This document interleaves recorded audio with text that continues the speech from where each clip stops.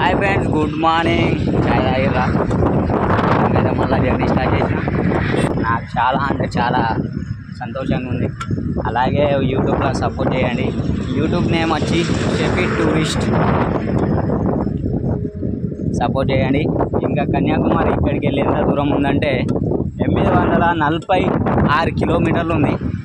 చలో ఇవాళ ఎంత దూరం అవుతుందో జర్నీ చూద్దాం.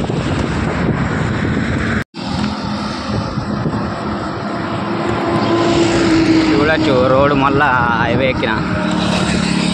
మొత్తంగా అయితే ఎత్తు గుట్టలు అయితే తప్పుతలేవు, అన్ని పెద్ద పెద్ద రూట్లే ఉన్నాయి.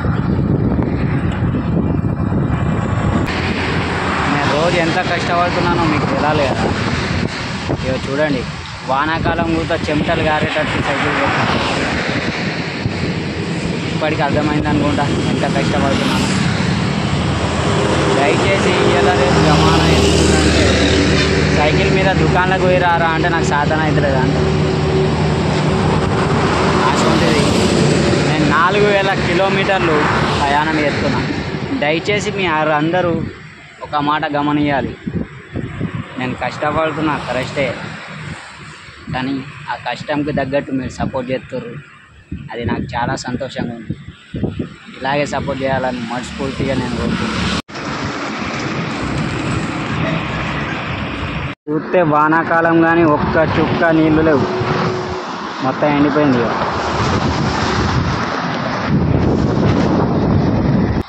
ఈరోజు ఎండ జోరుదారు చంపుతుంది, చుక్కలు చూపెడుతుంది. వచ్చే కొద్ది లంజోడుతుంది, చెమటలు గారేటి కాలుతున్నాయి. ఇలా బగ్గ రిస్క్ అవుతుంది. ప్రస్తుతం అయితే హైవే పక్క ఉంటే ఆగిన, ఇంకా పోవాలి, బగ్గం దూరం పోవాలి. ఇది మొత్తం ఫారెస్ట్ ఏరియా అన్నమాట.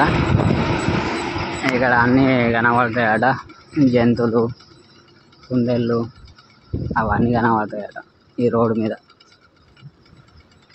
ఇది మొత్తం ఫారెస్ట్ ఏరియా. ఇది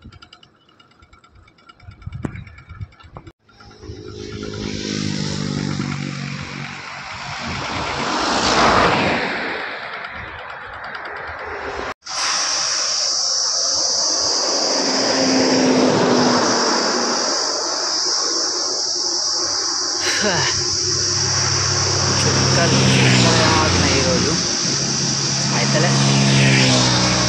ఇంకా 800 కిలోమీటర్లు పోవాలి.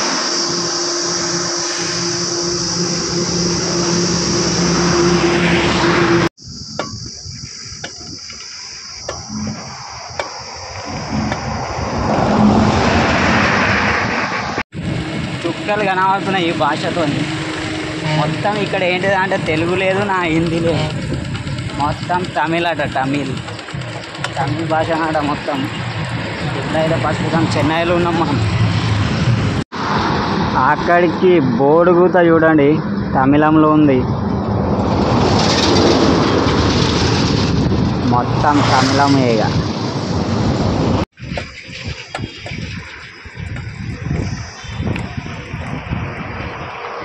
హాయ్ ఫ్రెండ్స్, ఘోరంగా అంటే ఘోరంగా వాన పడుతుంది. ఇలా నైట్ పండుకోవడానికి చోటు దొరకలేదు. ప్రస్తుతం అయితే ఒక పెట్రోల్ బంపు దగ్గర అయితే కూర్చుంటా తెల్లని దాకా. ఆ పెట్రోల్ బంపు అయితే చూపెడతా చూడండి. ఇదే పెట్రోల్ బంపు. ఇక్కడ పండుకోవడానికి చోటు లేదట, మొత్తం పెద్ద పెద్ద లారీలు వస్తాయట. ఇక మన సైకిల్ అయితే ఇక్కడ పెట్టిన. ఏం చేద్దాం, తెల్లని దాకా కూర్చుందాం ఇక.